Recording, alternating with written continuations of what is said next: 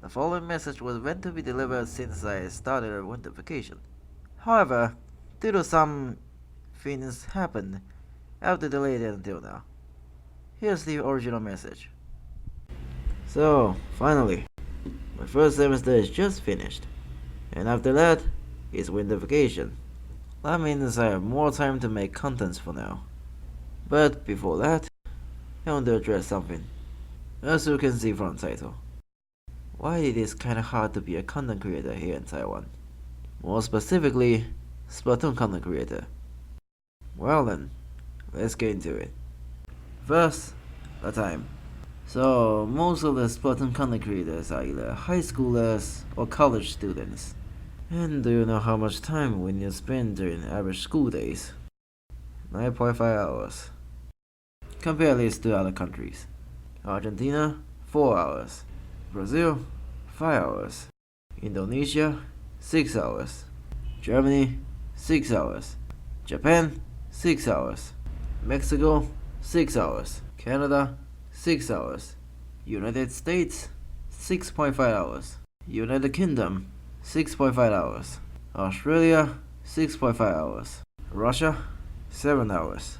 Thailand, 7 to 8 hours. South Korea, 8 hours. France, 8 hours. North Korea, 9 hours. Mainland China, 9 hours. And Taiwan, 9.5 hours. Really impressive, isn't it? That's like 1/3 of the entire day that they spend in school. And that's not counting sleep and the amount of work you need to done after school. So I barely have any time to create content on the average day, especially compared to other content creators from other countries.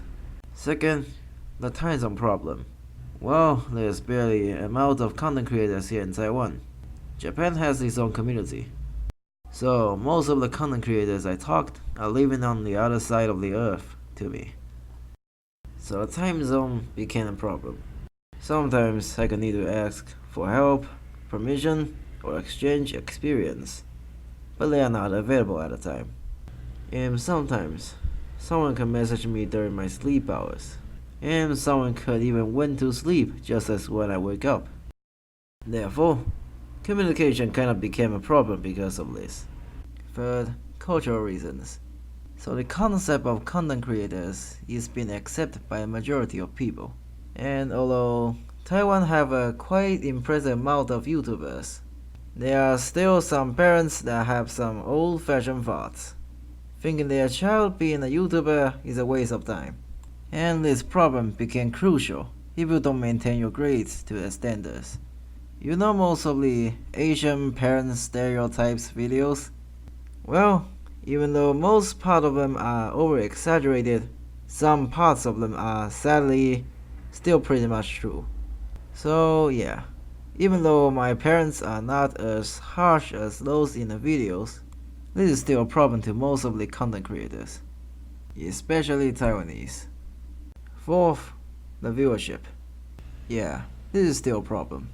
Even though there are a decent amount of Taiwanese Splatoon players and fanbase, having their own forums and such, but not many of them watches Splatoon animations in my opinion. Well, there are some aspects to talk about, like Splatoon 2, for some reason, still haven't got an official Chinese localization yet, so we either stick with Japanese or English localization. Most of the Taiwanese people go for the Japanese localization from my observation. Maybe because in the retails, they only sell the Japanese version here. And most of the animations are targeted towards English-speaking audience. Therefore, not much Taiwanese will approach to most of the Splatoon animations in my opinion. There are still some Japanese making animations, but like I said earlier, the Japanese community can sustain itself. So they can just make their videos targeted towards the Japanese audience only, and still having a decent amount of viewers and fan base. Some of them can even outreach into English audiences.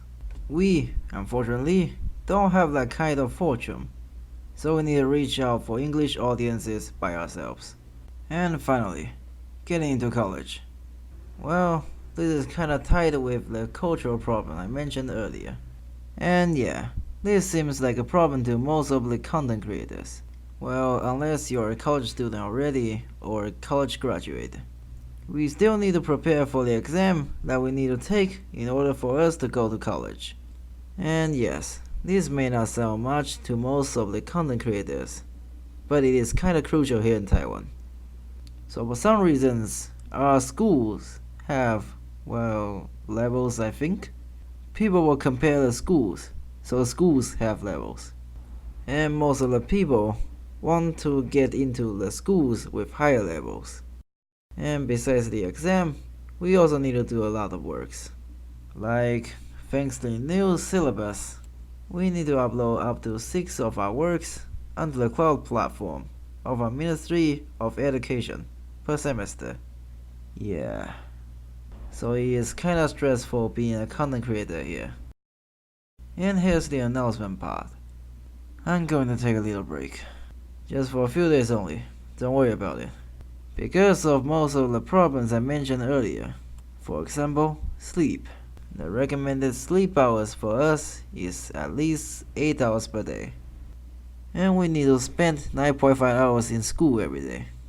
That means if I follow the times I mentioned before, I will only have 6.5 hours to do the rest of my works. So if I need more times to create contents, I will need to reduce the amount of time for my sleeping hours. So yeah, I couldn't get enough sleep lately. So my health became worse than before. And I got to a point where I'm nearly failing my classes, if they are not already failed. Maybe I was too eagerly to make contents, because I was new to this community. So yeah, I want to take a little break. Not only to rest a little bit, spending some time with my family, and also thinking about how to balance myself between the roles of a content creator and a student. And yeah, that's pretty much about it. The problems I mentioned earlier could apply to other content creators from other countries. This is just some of my opinions. Feel free to disagree with me. Well, goodbye for now, fellow viewers and content creators.